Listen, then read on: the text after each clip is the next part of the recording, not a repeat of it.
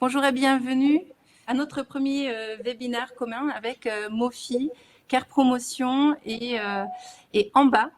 Je me présente, je suis Judith Barta, je suis la directrice marketing de Welcomer et je suis ravie de vous accueillir pour cette premier webinaire où on va parler de flex office, télétravail et coworking et leur impact sur l'organisation des espaces de travail. Je souhaite également la bienvenue à tous nos intervenants que vous voyez sur l'écran. Donc, vous voyez Arnaud. Arnaud, tu peux faire un petit signe de main pour tout le monde. Donc, Arnaud Juan, cofondateur de Mofi. Nous avons également Alexis Gaulin, fondateur de Welcomer, avec nous. Et puis, toute une équipe représentant Care Promotion en bas avec Emmanuel Roland, Claire Machon et Laura de Montet. Peut-être je vais juste vous parler rapidement avant de rentrer dans le vif du sujet, le timing un petit peu qu'on va faire. Un rapide panorama autour du contexte du marché actuel de flex office et de coworking avec les chiffres clés sur le market pour contextualiser ce qui va venir derrière.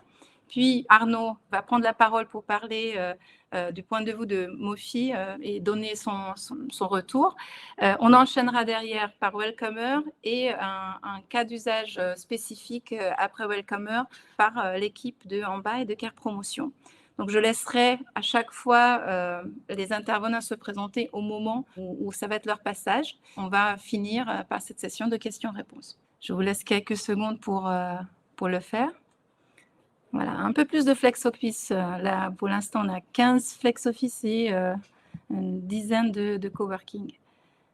Mais on a aussi des bureaux opérants, on va en parler juste après. Mais ça nous donne une ordre d'idée. Donc, vous êtes presque en égalité en flex office coworking avec quelques bureaux opérés et puis quelques espaces qui se définissent autrement. Voilà, donc je propose de passer à la suite pour parler des chiffres et les tendances. Première constatation que tout le monde sait et que tout le monde a pu déjà faire, je pense, c'est que le télétravail est devenu la norme. Il n'y a pas de nouveauté là-dessus. Plusieurs chiffres ici. En premier, c'est pour dire qu'aujourd'hui, plus de la moitié de la population active fait recours au télétravail pour une journée. Mais dans le cas de Flex Office, c'est assez fréquent de voir, surtout dans les grandes entreprises, des cas avec 3 voire 4 jours télétravail en une semaine. Un des impacts de cette tendance, c'est que large majorité des collaborateurs estiment que ça influe sur la façon comme ils travaillent et donc ils pensent que ça nécessite pour 87% à repenser les aménagements des espaces de travail. Cela, en fait, ce télétravail, ça induit vraiment 2 enjeux majeurs. De repenser les aménagements, du fait que les gens sont habitués au confort de chez eux. Les nouvelles attentes sont émergées en termes de calme, en termes de confort de différents espaces. Et puis, ça a des impacts aussi sur la fluctuation de nombre de personnes qui viennent. Et donc, le taux d'occupation va être fortement impacté par cette nouvelle tendance de télétravail. Si on passe à la slide suivante, on voit qu'en termes d'attente, en termes de besoins en espace de travail, il y a des évolutions aussi.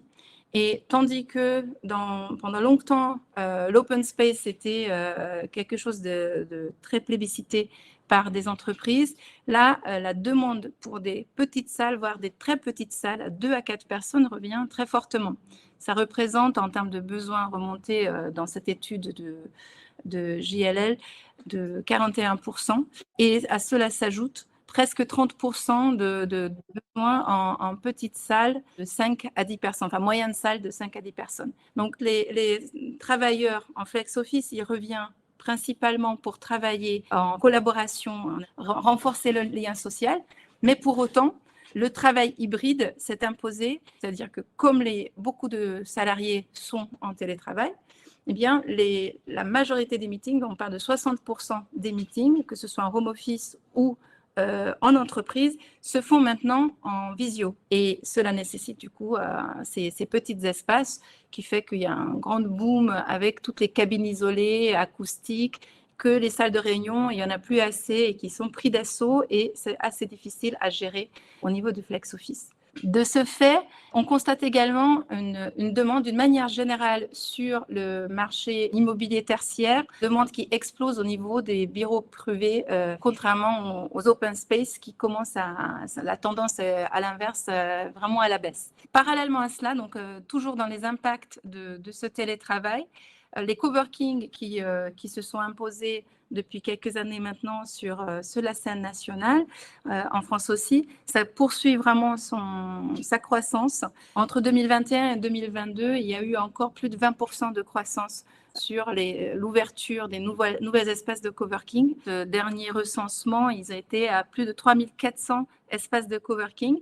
Et donc, plus en plus, cette tendance de flex office amène aussi non seulement des freelances, des travailleurs indépendants qui étaient les premiers à investir des coworking, mais de plus en plus, des entreprises vont financer des sièges, des places, des postes en coworking pour leurs salariés, pour éviter de perdre de temps en transport, mais apporter tous les services clés en main premium que ces coworking peuvent proposer. La petite carte que vous voyez à côté, globalement, ça indique que une très grande majorité de ces espaces de coworking sont encore aujourd'hui concentrés sur l'Île-de-France, où la demande est extrêmement forte. C'est relativement récent que les régions sont également investies, qu'ils montent en créneau. Mais dans les deux cas, il y a encore beaucoup de demandes et il y a encore de la place pour des nouveaux venus. Pour autant, la concurrence est de plus en plus forte et on constate une forte premiumisation, surtout en région parisienne. Et puis pour finir avec un dernier slide d'introduction comme ça sur le marché et les impacts de télétravail. Il y a une nouvelle tendance dont j'imagine que vous êtes au courant, qui est sur les bureaux opérés. Alors, qu'est-ce que c'est que le bureau opéré? En fait, c'est dans l'immobilier tertiaire, le standard depuis des décennies, c'était des bails 369. Donc, on s'engageait sur une durée ferme de 3 ans, 6 ans ou 9 ans. Ce qui rendait assez difficile pour les entreprises d'anticiper des grandes fluctuations des salariés et n'était pas suffisamment adapté au télétravail et que ce que le flex office apporte. Et donc, c'est une réponse directe à cela, on va dire en complément des coworking qui aident à gérer cette flexibilité. Donc, les bureaux opérés vont fonctionner non plus sur un engagement long terme, mais on est sur de plus courte durée, sur plutôt compter en mois qu'en années. Et d'autre part, une autre caractéristique, c'est que ces bureaux opérés vont proposer des services clés en main également. Donc, vraiment, un petit peu en s'inspirant de ce qui se fait en coworking, ils vont intégrer tout un tas de services intégrés directement dans le loyer, à l'inverse de ce qui se faisait avant où chaque entreprise se servait et choisissait ses fournisseurs. Et donc, on voit l'émergence des nouvelles plateformes aussi, je pense que j'en avoir même vu parmi les participants, qui proposent des bureaux opérés aux entreprises ou voire la sous-location d'une partie de leurs espaces sous forme de bureaux opérés. Donc, voilà pour cette première introduction du marché. Et je vais laisser la parole directement à Arnaud Coine, cofondateur de Mofi. Et puis, Arnaud, je te laisse te présenter. Merci Judith. Bonjour à toutes et à tous. Je suis ravi de vous retrouver aujourd'hui sur ce webinaire pour vous parler de digitalisation des lieux.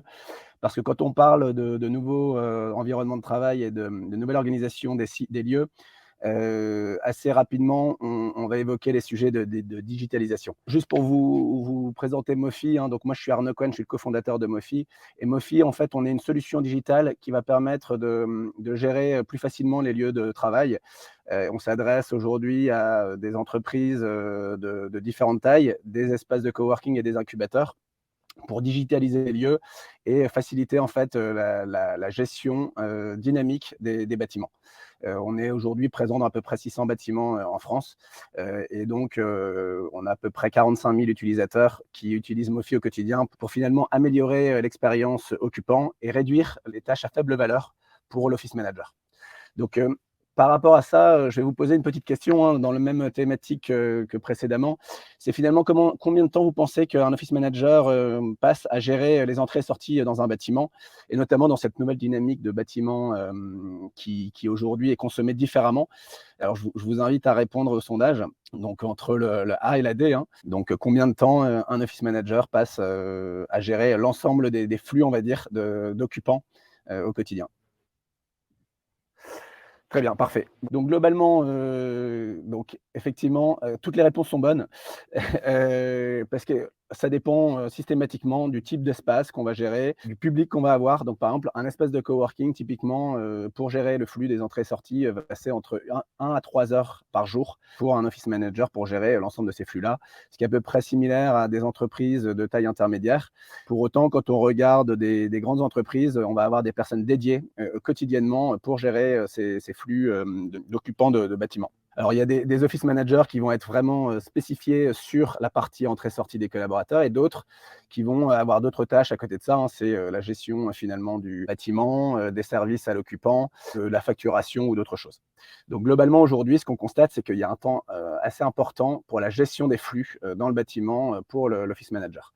Donc l'idée aujourd'hui, c'est de vous partager comment, la digitalisation va offrir une meilleure expérience aux occupants et en même temps, comment on va réduire toute cette partie, qui peut être chronophage de gestion, comment le digital va faciliter, cette expérience-là. Donc la 1re question, hein, à laquelle je vais répondre, ou en tout cas je vais essayer de répondre, c'est pourquoi personnaliser l'expérience des utilisateurs?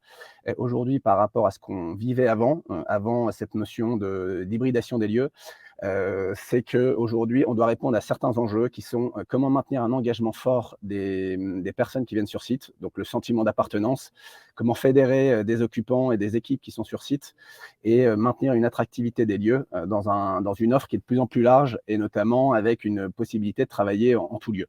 L'autre sujet auquel il faut répondre dans un environnement de travail, c'est, comment, maintenir un niveau de collaboration fort, donc grâce à la communication, hein, parce que les collaborateurs ne sont plus toujours présents sur site, donc ou les collaborateurs ou des occupants de coworking, et comment favoriser le travail finalement d'équipe, le lien social dans l'environnement sur site, quand les gens viennent sur site. Et le dernier point qui est adressé aujourd'hui, c'est comment gérer une logistique de bureau qui a complètement évolué. Avant, les gens venaient consommer un bâtiment, on savait exactement qui venait, quel jour, parce que les gens venaient tous les jours sur site. Aujourd'hui, on a une consommation qui est complètement différente.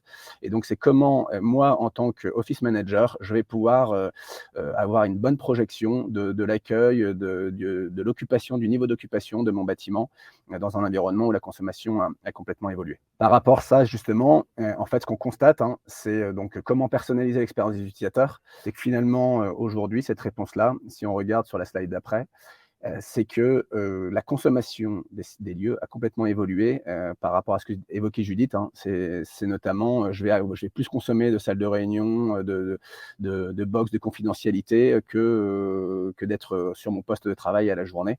Donc toute cette dynamique-là, en fait, est pilotée et adressée par le marché de manière différente. Aujourd'hui, on voit qu'on a une entreprise, des travailleurs peuvent consommer aussi bien du coworking que de venir dans le bâtiment de l'entreprise ou même de faire du télétravail. Et donc en fait, toute cette notion qu'on appelle l'activité based working, hein, c'est finalement avoir le meilleur environnement de travail par rapport à mon activité de l'instant. Je vais pouvoir le piloter de manière différente sur ces différents sites.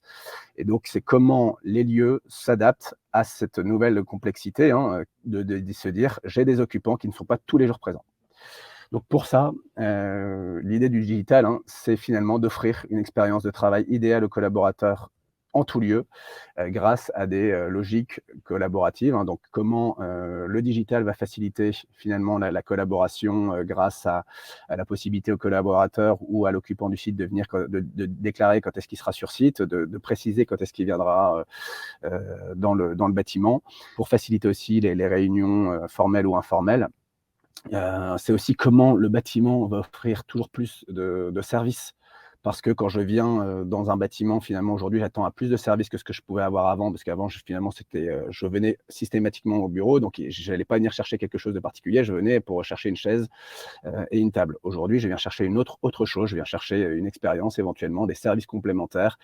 Je veux de la facilité pour venir sur site. Donc toute cette dimension-là, c'est une offre qui doit être complétée et qui peut être aidé par le digital.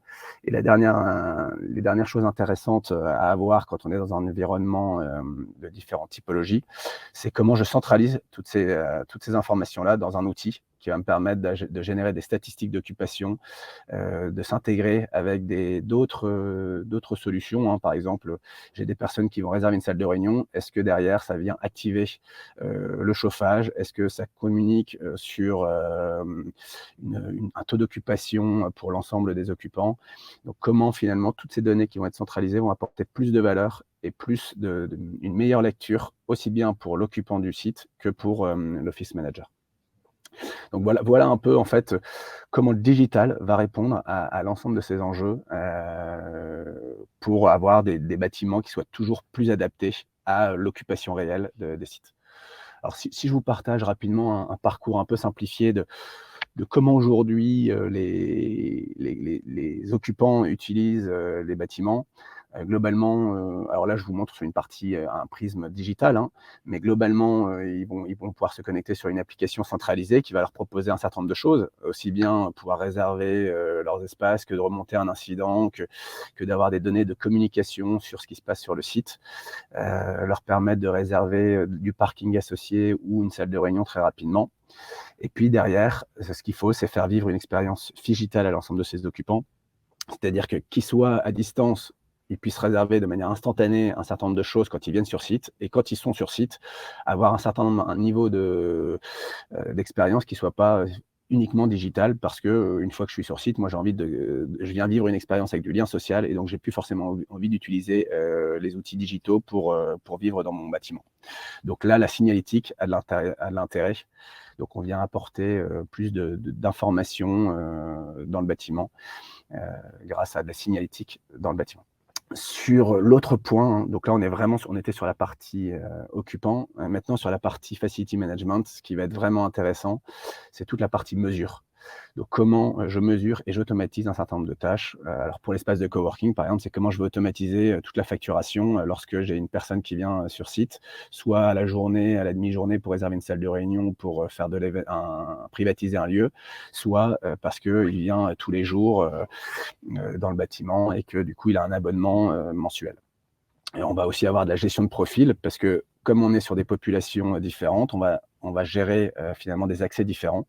Vous allez avoir dans un espace de coworking des membres permanents, hein, qui vont avoir accès tous les jours à l'espace de coworking, et d'autres qui vont venir temporairement. Et donc, comment on vient gérer tous ces profils d'occupants différemment? Pareil dans une entreprise, hein, si j'ai l'équipe qui fait partie du service marketing va peut-être pas avoir les mêmes accès que celle qui travaille dans la R&D avec des niveaux de confidentialité différents. Et donc, on est sur le même niveau, c'est comment je gère ces différentes populations. L'autre point qui va être intéressant pour l'office manager aussi, c'est gérer toutes les statistiques d'occupation. Donc, comment est occupée telle salle par rapport à tel type de place, de service proposé. Et donc, comment je peux tirer grâce à ça une aide à la décision, hein, comment je vais pouvoir améliorer et mieux gérer mes bâtiments demain, parce que j'ai une donnée fiable qui me permet de constater ce qui s'est passé dans les 6, 10, 12 derniers mois.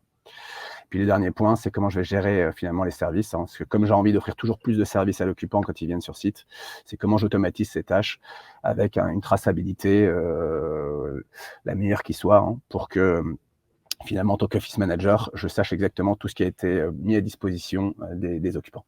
Pour terminer sur cette dimension-là, hein, on a aussi une nouvelle donne, hein, qui vient en dehors de ces besoins de flexibilité. C'est toute la démarche RSE qui s'inscrit et qui est devenue notamment une obligation, hein, suite au décret tertiaire. C'est comment je vais finalement réduire ma consommation d'énergie dans un environnement où je ne sais plus combien de personnes vont être là, présents sur site tel jour, à tel moment. Et donc, comment le digital va faciliter toute cette compréhension-là pour réduire ma consommation. Alors, je vais vous donner un exemple, hein, j'ai la salle de réunion qui n'est pas réservée dans les 15 jours à venir. Elle ne va pas être chauffée. J'ai un site de 2000 m² sur 3 étages. Je peux gérer, je sais que finalement, l'ensemble des étages ne vont pas être occupés à 100%. Donc, le 3e étage va être ouvert que s'il y a un taux d'occupation de maximum de 80% des 2 autres étages, pour finalement adapter la taille du bâtiment ou l'offre en fonction des besoins au quotidien.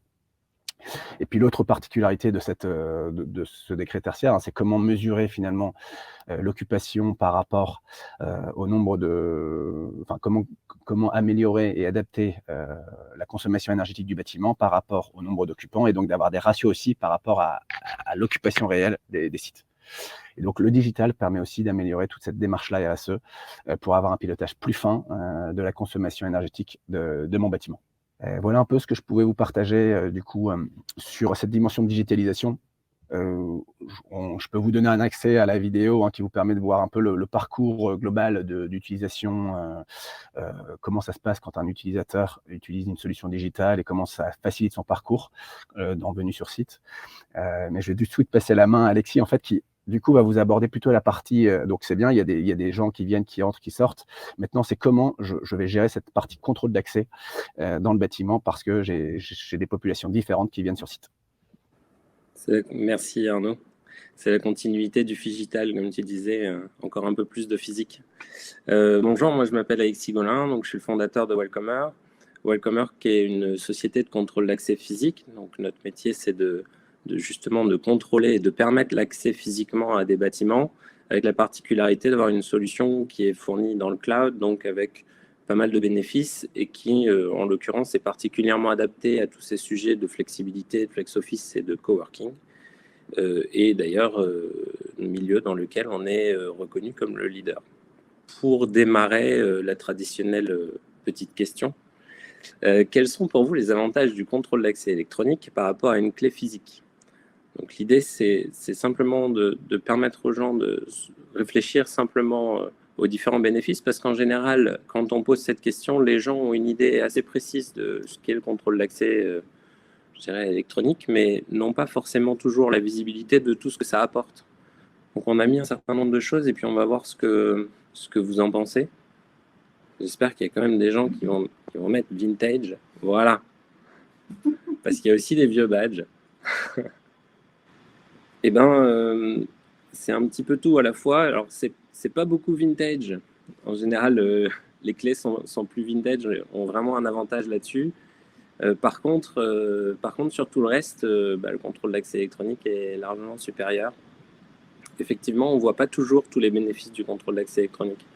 Mais le principe d'une clé, c'est qu'une fois que vous avez une clé dans la main, on peut considérer qu'on ne sera plus jamais en mesure d'établir qui a eu accès au bâtiment pour lequel vous avez prêté la clé. Une clé, c'est un dispositif physique qu'on peut copier hyper facilement, mais surtout qui n'apporte aucune traçabilité, aucune modalité de gestion. Les clés les plus sophistiquées permettent d'avoir des organigrammes, donc apportent un peu de flexibilité. On peut avoir ce qu'on appelle des passe-partout, une clé qui va ouvrir plusieurs portes, des choses comme ça. Mais systématiquement, si vous prêtez une clé, on peut en faire une copie. Il n'y a aucune clé aujourd'hui qui est incopiable. Et surtout, vous ne saurez jamais quand est-ce qu'elle a été utilisée, par qui est-ce qu'elle a été utilisée, et vous ne pourrez jamais mettre de restrictions, c'est-à-dire que vous ne pourrez plus jamais avoir la vue sur qui a accédé, à quel moment, est-ce qu'il n'est pas venu dans le week-end, est-ce qu'il n'a pas eu enfin voilà, des utilisations qui n'étaient pas prévues. Le contrôle d'accès électronique, ça sert à répondre à tous ces besoins-là et d'apporter un petit peu de sérénité. Et dès qu'on passe à une certaine échelle, qu'on a plus que 1 ou 2 ou 3 utilisateurs que l'on connaît, mais qu'on va avoir des gens qui sont potentiellement extérieurs à un bâtiment, eh bien, on a besoin d'avoir tous ces éléments de gestion. Globalement, donc, ce qu'on dit depuis tout à l'heure, c'est qu'on change la manière, la relation que l'on a avec les bâtiments. Historiquement, on avait des bureaux dédiés, on allait systématiquement sur le même plateau, au même endroit, et donc on avait toute une gestion qui était extrêmement statique, très rigide, mais aussi très déterministe. C'était assez facile à gérer historiquement, parce que ça marchait d'ailleurs avec des clés. Mais ça marchait aussi avec les badges en remplacement des clés, c'est-à-dire qu'en fait, vous avez une liste de portes auxquelles vous aviez accès, et puis ça fonctionnait bien comme ça. Maintenant, comme on parle d'utiliser des ressources qui sont partagées et non plus des bureaux qui sont dédiés, on ne sait plus où sont les gens. C'est-à-dire que potentiellement, vous allez travailler un jour au premier étage sur un bureau, dans un open space, et puis le lendemain, vous avez un projet en équipe qui va vous amener à aller sur un autre étage dans une grande salle de réunion pendant 3 jours. Cette absence de lieu, cette absence d'horaire et compagnie fait que ça crée des problématiques nouvelles en contrôle d'accès qui sont de savoir comment est-ce qu'on va gérer ça pour pas que vous n'ayez accès à tout le temps. Pareil sur la notion de sécurité, on est historiquement sur un modèle de château fort, c'est-à-dire que les bâtiments sont construits avec une enceinte périphérique qui les protège, et puis à l'intérieur, c'est assez ouvert. Souvent, vous allez sur un plateau de bureau, vous allez badger pour entrer sur le plateau, mais après, tout est ouvert. Vous accédez à n'importe quelle salle de réunion et vous faites ce que vous voulez. Et quand on parle d'un modèle qui devient un peu plus dynamique, bah forcément, je dirais, l'idée, c'est de passer à une unité de gestion qui sont un peu plus fines que le bâtiment ou que le plateau de bureau, mais de pouvoir aller beaucoup plus en détail dans la gestion à la salle ou à la place. Et sur ces modèles-là, on avait aussi historiquement des architectures très centralisées avec des systèmes de contrôle d'accès qui sont dans une pièce centrale et puis des câbles qui sont tirés une bonne fois pour toutes à travers tout le bâtiment et qui créent une certaine rigidité puisque c'est pas facile de modifier ces câblages, cette architecture, c'est pas facile de déplacer des cloisons ou de modifier la manière dont on va gérer les accès. L'idée, c'est que tout ça, ça nous amène à nous poser beaucoup de questions, des nouvelles questions, des choses auxquelles on n'avait pas besoin de répondre avant. On veut avoir maintenant des règles d'accès qui vont être dynamiques en fonction du besoin, en fonction de la réservation, en fonction du contexte. On veut aussi beaucoup avoir une gestion multisite. On a des clients, par exemple, qui ont des bâtiments à la Défense, des bâtiments dans le centre de Paris et autres, et qui souhaitent proposer à leurs salariés, pas toujours d'être en télétravail, pas toujours d'être dans un espace de coworking, mais aussi parfois pouvoir aller dans des bureaux de l'entreprise, mais qui sont proches de chez eux, parce que c'est économique, parce que ça permet de parler avec d'autres collègues, ça permet de faire d'autres rencontres. Mais comment est-ce que l'on fait pour que ces salariés puissent accéder de manière assez transparente à des bureaux qui parfois ne sont pas très loin, mais parfois peuvent être à l'autre bout de la France aussi.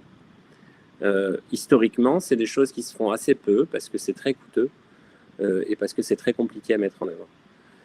En dehors de l'entreprise, quand on va travailler dans d'autres espaces, que ce soit d'autres filiales ou que ce soit des espaces de coworking ou des lieux externes, c'est pareil. Comment est-ce qu'on va faire en sorte que les salariés aient des garanties quant à la sécurité de leurs affaires, quant à la facilité qui va leur être proposée d'accéder. Si on doit faire un check-in comme à l'hôtel, c'est-à-dire faire la queue, venir se présenter, donner sa pièce d'identité et compagnie, ça veut dire qu'on perd 1 heure de travail à chaque fois qu'on y va.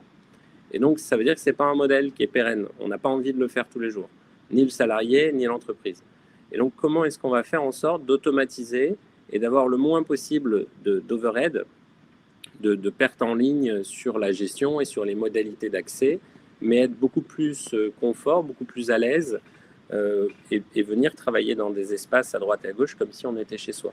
Et puis, au niveau d'une entreprise, c'est la même chose, qu'on parle beaucoup d'optimisation, on parle beaucoup de rationalisation des ressources, mais ça veut dire souvent réaménager les espaces, ça veut dire modifier des cloisonnements, moins d'open space, plus de salles de réunion, ça veut dire de nouvelles cloisons, ça veut dire déplacer des choses. Et ça, les modèles historiques de contrôle d'accès sont assez peu flexibles sur tout ça, et donc ça nécessite souvent des travaux lourds.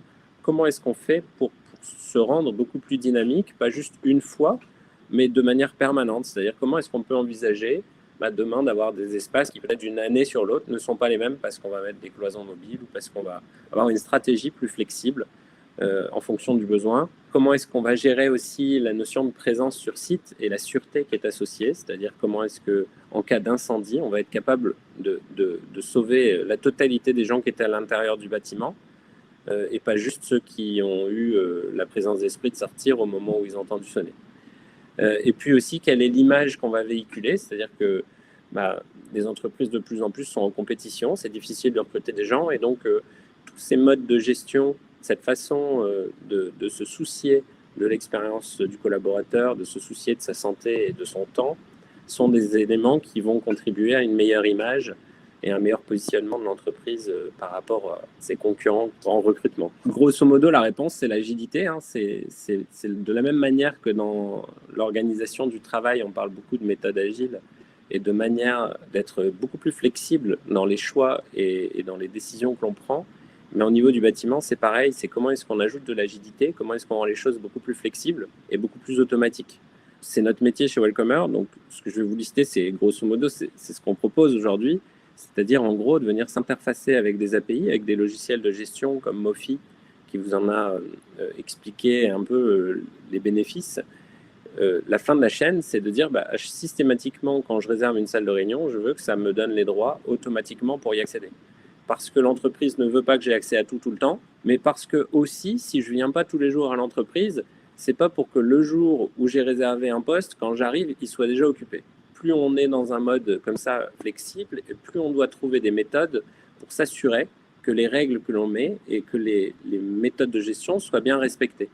Et donc, on va avoir tendance finalement à suréquiper les locaux, c'est-à-dire que là où on avait historiquement un contrôle d'accès sur un plateau et des salles de réunion en accès libre, on va plutôt mettre maintenant du contrôle d'accès sur l'ensemble des salles de réunion.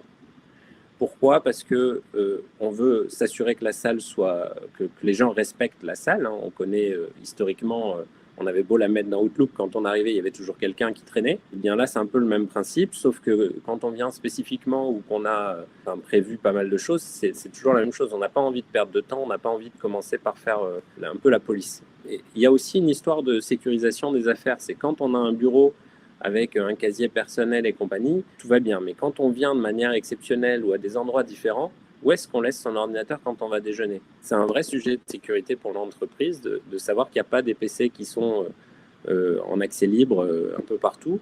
Et donc, quand on fait une réunion, quand on a des sujets qui peut-être sont plus confidentiels qu'ils n'étaient avant, parce qu'avant, on était dans un étage qui était réservé à de la R&D et qu'aujourd'hui, on est au milieu de plein d'autres équipes, eh bien, comment est-ce qu'on sécurise aussi l'accès à la salle ? Comment est-ce qu'on s'assure qu'on soit capable de gérer une sécurité un peu plus fine ? Il y a la notion aussi de gestion à distance. On parle beaucoup de télétravail. Et il y a aussi les responsables de sûreté qui font du télétravail maintenant. Hein. Avant, ils étaient cloués au bureau. Maintenant, tout le monde est concerné par cette notion de flexibilité.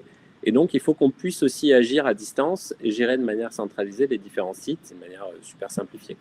Il y a les droits d'accès dématérialisés. S'il faut systématiquement avoir un badge physique, on retombe dans le scénario de l'hôtellerie que je vous disais au début. C'est-à-dire qu'à un moment, il faut qu'on nous remette un badge, il faut qu'on récupère le badge et compagnie. Donc tout ça, c'est des éléments qui contribuent à ajouter de l'overhead et du temps perdu pour les salariés. Et puis après, il y a l'aspect purement humain.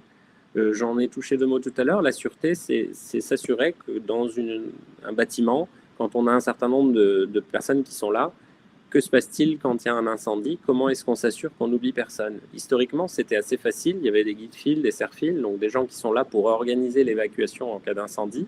Et maintenant, comment fait-on quand ces gens sont en télétravail ? Il n'y a plus personne qui est formé. Et surtout, comment est-ce que le guide fil va être capable de faire l'appel et de s'assurer que tous les gens qui étaient censés être présents sur site sont bien en sécurité, puisque les 3/4 ne seront même pas là. Et puis qu'on aura peut-être des gens qui n'étaient pas historiquement prévus à cet endroit-là, mais qui, ce jour-là, seront là. Comment est-ce qu'on fait pour gérer tous ces modes, ces typologies d'utilisation qui ne sont pas prévisibles à l'avance ?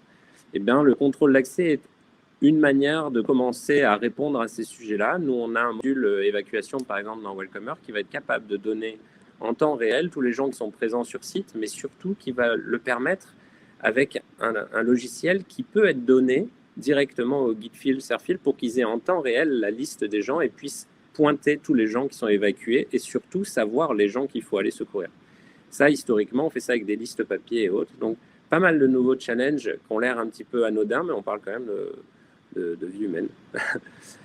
Globalement, pour terminer, l'idée, c'est que ces nouveaux challenges amènent des nouvelles solutions et ces nouvelles solutions sont des sources d'optimisation. C'est-à-dire que grâce à ces nouvelles méthodes, on va aller beaucoup plus en détail, on va comprendre l'usage, on va mieux rationaliser, on va mieux organiser, on va être capable de déceler les abus et de les empêcher, comme on le disait. Et on va savoir beaucoup plus comprendre et superviser, y compris à distance, l'usage des bâtiments. On vous mettra aussi la vidéo peut-être dans le chat ou dans les notes à la fin. On va essayer de passer la parole tout de suite au cas d'usage de Care Promotion avec en bas pour vous expliquer comment est-ce que ça se passe en vrai. Merci. Bonjour. Bonjour, merci Alexis, merci à Welcomer de nous proposer de participer à ce webinaire. Je m'appelle Emmanuel, je dirige Care Promotion et je suis présent aujourd'hui avec Claire qui manage l'activité d'en bas et Laura qui administre et anime les espaces. Un tout petit mot de Care Promotion, on est promoteur immobilier de logement depuis 2017 On travaille en Île-de-France, sur l'arc alpin et puis plus récemment en Normandie. Et depuis la création, on cherchait des bonnes idées pour se différencier, offrir des services à nos clients. Et très, très vite, dès le début, en fait, on s'est intéressé à ces espaces communs à rez-de-chaussée qu'on pourrait créer avec 3 grands objectifs. Le premier qui était favoriser le lien social au cœur de nos résidences, en se disant que c'était une partie très importante de bien-être et de santé pour nos clients et que c'est quelque chose qui nous importe. Le deuxième élément, c'était anoblir nos rez-de-chaussée. C'est parfois un peu dur d'animer des socles dans des rez-de-chaussée, on n'y trouve pas forcément des logements de qualité. Et puis le troisième élément qui est devenu majeur, c'est proposer un service différenciant aux habitants de nos résidences et parfois même aux voisins de ces résidences-là. On a eu un premier exemple à Colombes, et puis le Covid nous a un peu validé les hypothèses bien malgré nous et nous a poussé à accélérer, à créer une marque propre et une société destinée à la fois à détenir nos actifs et puis à les exploiter. Mais je laisse la parole à Claire qui va rentrer un peu dans le détail de ce que c'est que En Bas Parcare Promotion. Oui, alors du coup, En Bas, c'est le coworking en bas de chez soi. En fait, nous, voilà, notre proposition, c'était de développer ces espaces, comme le disait Emmanuel, au pied de l'immeuble des personnes, donc à proximité directe de leur logement, pour avoir des conditions notamment de télétravail, mais aussi d'échange avec ses voisins. Et donc pour ce faire, on a mis en place différents équipements et aménagements. Voilà, on s'est accompagné de spécialistes en la matière pour proposer des espaces avec des conditions de travail optimales. Donc on met en place des postes en open space, on met en place des alcôves et des petites cabines également de visioconférence qui nous permettent de proposer des espaces où on peut voilà, avoir un coin pour téléphoner de façon confidentielle, etc. Et on met aussi en place, bien évidemment, des endroits un peu plus conviviaux où on peut justement favoriser l'échange et permettre aux personnes de se rencontrer. Donc, le plus voilà, qu'on a et qui permet la flexibilité de nos espaces, c'est vraiment les solutions que nous propose Mofi et Welcomer, ça nous permet d'avoir une étendue d'ouverture de nos espaces assez large, puisqu'on peut être ouvert même le week-end. Tout est géré à distance grâce aux outils qu'on a mis en place. Et on a également une flexibilité au niveau des horaires où on peut ouvrir tôt et fermer un peu tard. Et donc, pour vous parler un peu des espaces qui sont ouverts aujourd'hui, donc on a ouvert, comme l'expliquait Emmanuel, notre premier espace en 2020 à Colombes. Aujourd'hui, en Île-de-France, nous avons 4 espaces qui sont ouverts et un en arc alpin à Annecy. Et on a plusieurs autres ouvertures qui sont prévues, bien évidemment, dans les années à venir, dans les mois à venir, en Île-de-France, dans la région de l'arc alpin et également sur la région de Normandie. Voilà. Et donc, je vais laisser la parole à Laura qui va vous expliquer un peu dans la vraie vie comment ça se passe avec les outils de Mofi et de Welcomer, quoi. Du coup, concernant les espaces qui sont déjà ouverts, on a un processus de gestion qui va commencer par la signature du règlement intérieur. Donc, celle-ci se fait soit lors de la livraison du logement ou alors à l'occasion d'une rencontre sur site, parce qu'on organise de façon trimestrielle des événements dans nos espaces, que ce soit des conférences ou des animations avec des intervenants autres. Ensuite, on va exporter le fichier client. Donc là, on retrouve les signatures des utilisateurs dans les règlements qu'ils ont signés précédemment. Et donc, une fois que j'ai exporté ce fichier client, les futurs utilisateurs vont recevoir un email de première connexion, donc avec un lien d'activation pour la création du compte. Donc, il va être important de bien suivre ce lien et de bien se connecter grâce à ce lien pour avoir accès au coworking. Et une fois que ceci est fait, ils sont pleinement autonomes dans le choix du jour, de l'heure et du poste de travail qu'ils souhaitent réserver. Concernant les logiciels métiers, on peut clairement affirmer qu'ils facilitent la gestion du flex office et donc de la gestion du coworking, puisque comme je l'ai dit précédemment, ils sont pleinement autonomes donc dans le choix de leur créneau horaire, du jour et du poste qu'ils souhaitent réserver. Ils n'ont pas besoin de validation ou d'autorisation pour réserver. Donc comme l'a dit Claire, vu que nos espaces sont ouverts le week-end et jusqu'à tard le soir, on n'a pas besoin, nous, de notre côté, de valider la réservation. Donc, il y a une gestion à distance et une flexibilité assez importante. Et dernièrement, on a un accès facile aux statistiques de réservation. Donc, on peut connaître les habitudes et les horaires que les utilisateurs préfèrent utiliser et s'adapter en fonction de cela. Donc là, on va lancer la petite vidéo pour vous montrer un peu le processus de réservation sur l'application Mofi. Donc, ils peuvent soit réserver sur l'application ou soit directement sur le site internet. Donc, c'est super simple. Il suffit juste de cliquer sur réserver, donc d'avoir accès à son espace. Donc là, on a une liste avec les services que l'on propose, donc dans l'espace de coworking. Ensuite, ils choisissent du coup le créneau horaire. Ensuite, on clique sur suivant. On peut choisir le poste, donc soit en cliquant directement ou soit grâce au plan qu'on a mis en place. Ensuite, on clique sur réserver. Et voilà, là, on a un petit récapitulatif donc, de notre réservation. On vérifie que tout soit bon et voilà, c'est réservé. Donc ça, c'était pour la partie Mofi. Et à la suite de cela, donc maintenant, c'est Welcomer qui va finir la réservation. Donc soit on télécharge l'application ou soit on entre grâce à un code qu'on a reçu 1 heure avant notre réservation. Donc ce code, il est transféré via mail ou alors on peut rentrer comme affiché sur l'écran grâce à l'application. Donc on a juste à swiper un bouton qui nous permet d'activer les droits et donc la porte s'ouvre automatiquement. Merci beaucoup pour chacun de nos intervenants pour la présentation.